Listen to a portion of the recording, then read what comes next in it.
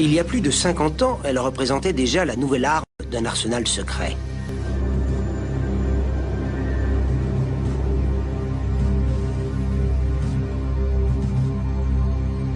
Par une nuit pluvieuse d'octobre 1947, un avion militaire américain largue un chargement secret dans le mur de l'œil d'un ouragan au large des côtes géorgiennes.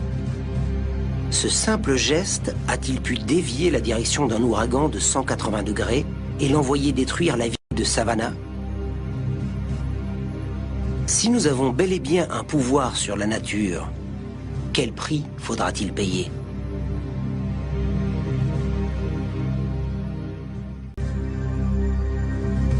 Ce désir de détourner les phénomènes naturels a donné naissance à la première expérience à grande échelle de modification climatique. Il s'agit du projet Cyrus. Le projet Cyrus consistait à ensemencer un ouragan. Et à ce moment-là, il y en avait un au large des côtes géorgiennes, loin des habitations.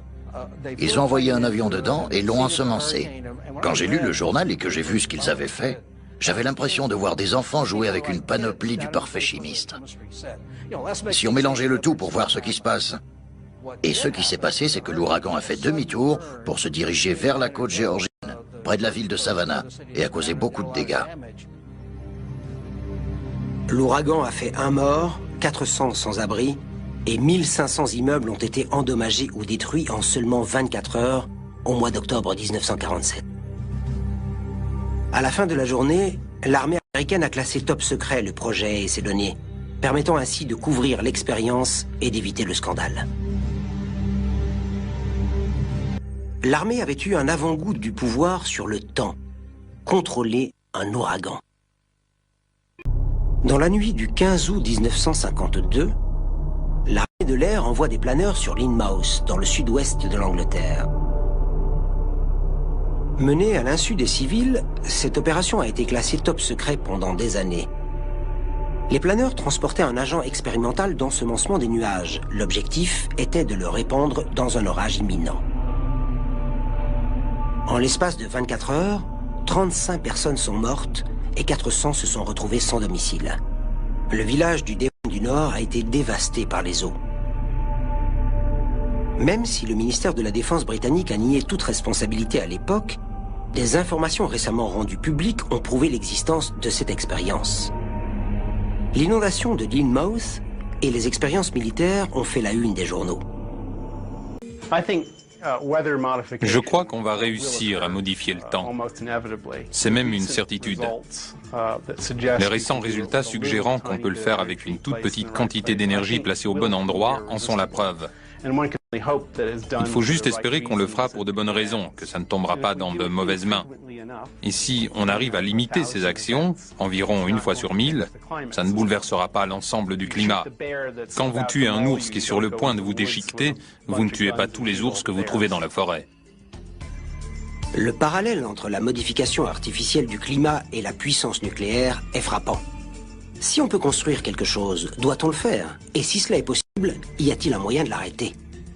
Des réponses que devrait apporter le High Frequency Active Aural Research Program, ou HAARP, dirigé conjointement par l'armée de l'air et la marine des États-Unis.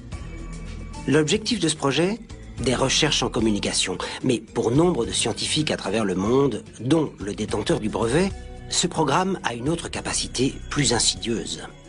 Une manipulation expérimentale de l'atmosphère dans le but de contrôler le climat.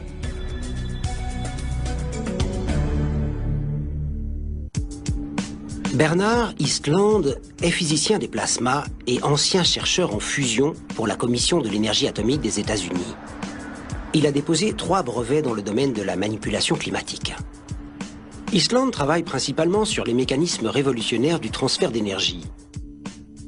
Et c'est pour cette raison que la compagnie pétrolière Atlantic Richfield a fait appel à lui pour résoudre un problème unique. J'ai été engagé par ARCO en 1984 pour trouver une utilité à leur gaz naturel sur le flanc nord de l'Alaska. Il y a 650 millions de mètres cubes de gaz naturel. En clair, c'est une quantité suffisante pour alimenter tout le réseau électrique américain pendant 1 an. Et la distance était telle qu'économiquement, c'était impossible de le transporter. Le docteur Eastland a été engagé pour trouver un moyen d'exploiter le gaz naturel en Alaska. Son rôle était de transformer le gaz naturel en argent. Mais d'abord, il fallait le transformer en électricité, puis en radiofréquence. J'ai eu l'idée d'utiliser l'énergie du gaz pour faire sortir de l'électricité et de me servir de cette électricité pour alimenter un réseau d'antennes à longue portée capable de modifier l'ionosphère de différentes façons. L'invention d'Eastland est appelée HAARP, le High Frequency Active Oral Research Project.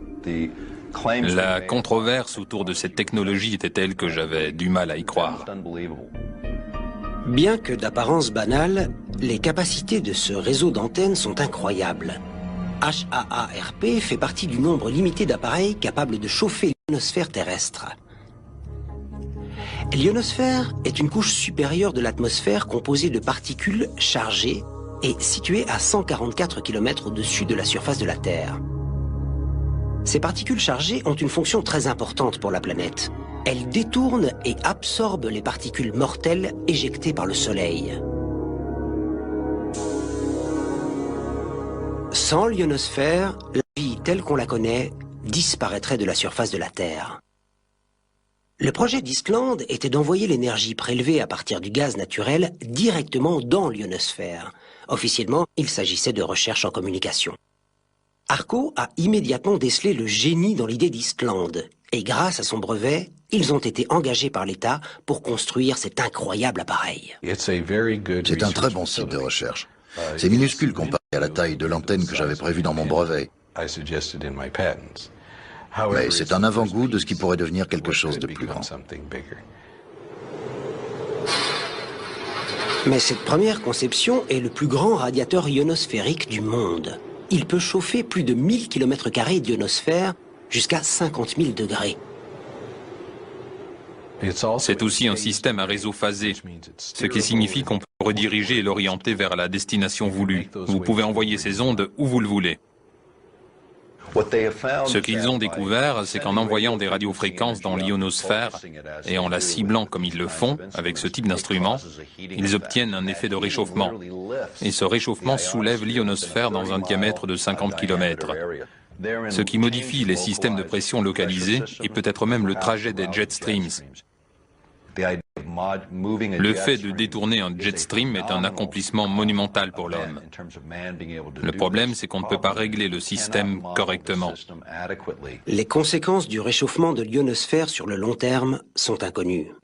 La modification du climat à un endroit peut avoir un effet catastrophique sur le reste de la planète.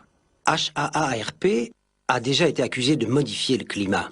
En 2000, un article publié dans le Scientific American a révélé qu'un changement dans un jet stream au-dessus de Gacona en Alaska avait poussé les vents froids vers le sud, provoquant l'apparition d'une tornade en Floride.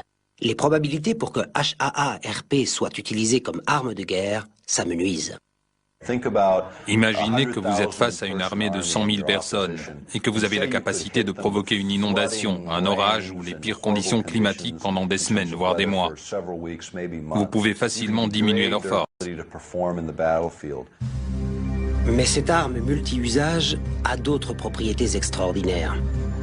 En utilisant la manipulation ionosphérique, elle peut brouiller la radio et les communications cellulaires de l'ennemi. Elle peut également servir à repérer, différencier et détruire les missiles ennemis. C'est à ça que vont ressembler les guerres du XXIe siècle. Ce sont ces systèmes qui seront privilégiés. L'idée de l'utilisation potentielle du projet HAARP en tant qu'arme secrète a longtemps circulé dans l'armée. De nombreux pays ont manifesté leur opposition contre cette arme considérée comme une violation évidente de la convention NMOD qui interdit d'utiliser des techniques de modification climatique à des fins militaires. Les 3 derniers ministres de la Défense ont demandé l'abrogation de ce traité environnemental. Mais celui-ci est né d'une décision qui a été prise au début des années 70, avant d'être ratifié en 1978, et il doit être respecté.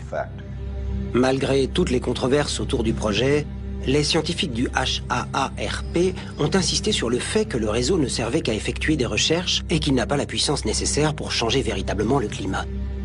Mais quel que soit l'usage qui en est fait, le projet HAARP existe et d'ici peu, le réseau devrait faire 2 fois sa taille actuelle. Mais l'intérêt de l'armée américaine pour la modification climatique ne se limite pas au HAARP. Dans cette base de Floride, des chercheurs de l'armée de l'air américaine, ainsi que des spécialistes des nanoparticules, font des expériences de modification climatique. Leur objectif est plutôt surprenant.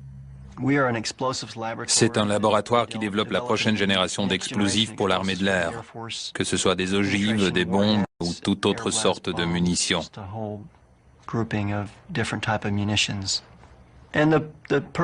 L'objectif, c'est de détruire des choses et de stopper l'ennemi. C'est le rôle de l'armée de l'air. Gagner la guerre et faire des dégâts dans le camp adverse. Au cours du prochain siècle, le plus grand défi de l'homme sera de contrôler et de réparer les dégâts qu'il aura causés à l'environnement. De nombreux projets de géo-ingénierie sont déjà en cours. L'un d'entre eux envisage d'injecter d'importantes quantités de poussière dans les couches supérieures de l'atmosphère, reproduisant une énorme éruption volcanique. Lorsqu'un volcan entre en éruption, il inonde l'atmosphère avec des particules de cendres. Ces particules renvoient les rayons du soleil dans l'espace et les empêchent d'atteindre le sol, provoquant un rapide refroidissement de la planète. La Terre s'est considérablement refroidie 1 an après l'éruption du Pinatubo. C'était quelque chose d'évident. Et depuis le milieu des années 60, on se dit qu'on pourrait peut-être ajouter artificiellement de la poussière dans la stratosphère et rafraîchir la planète. Ce n'est peut-être pas une solution contre le réchauffement climatique, mais ça prouve qu'on développe régulièrement et facilement des techniques pour manipuler le climat de notre planète. Ces mêmes résultats pourraient être obtenus en contrôlant la composition et la localisation des traînées de condensation laissées par les avions.